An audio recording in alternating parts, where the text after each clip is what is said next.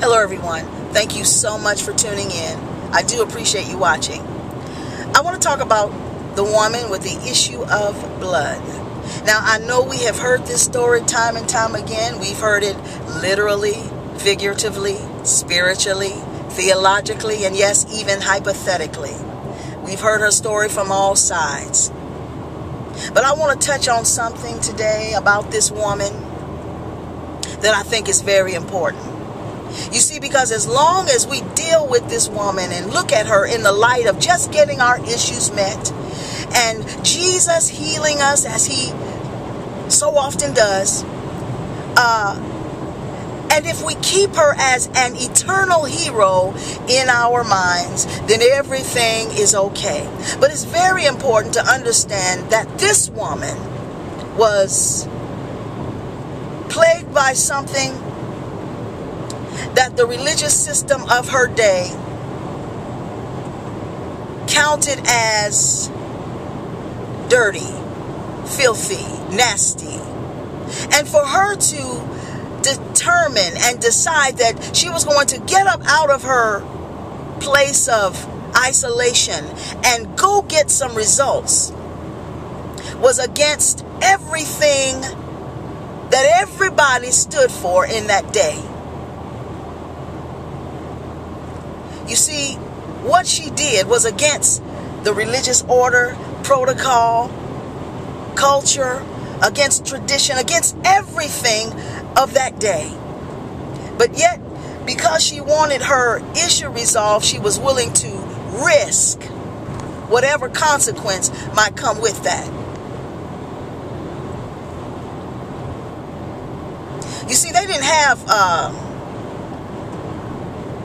HIPAA in those days.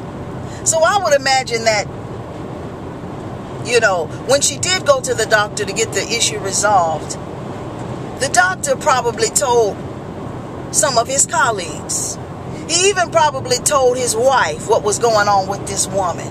His wife then in turn probably told some of her girlfriends. And then her girlfriends probably told some of their girlfriends. So I'm sure it was no secret what this woman was dealing with.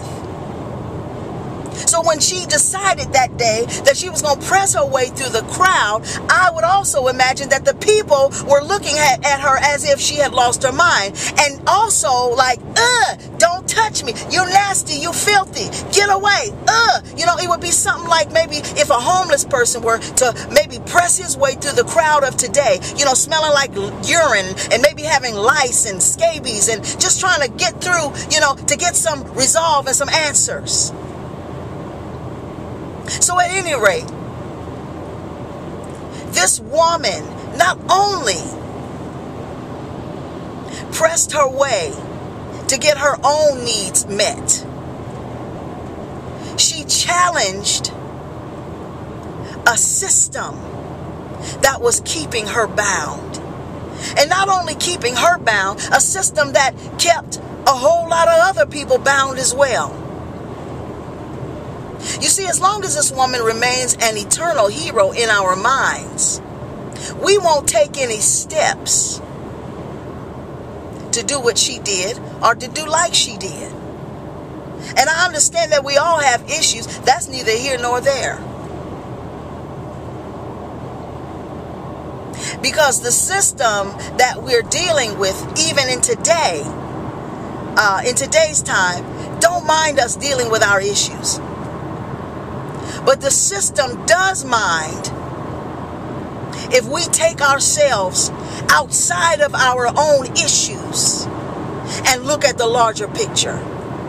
And look at the fact that not only am I bound because of your traditions and religious protocol and your culture, not only am I bound, but there are others bound as well. And so, like this woman with the issue of blood,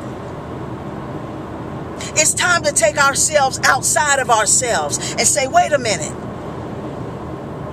I'm not going to be bound at anyone else's expense. I'm not going to be held back just because a tradition or a culture or a system says so.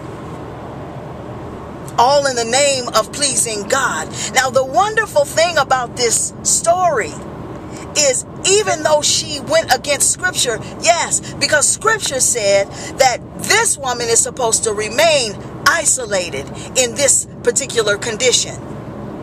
She went against scripture to get to the master. When are we going to even risk going against scripture? Oh, y'all don't like me now. I know it. To get to the master. Ouch.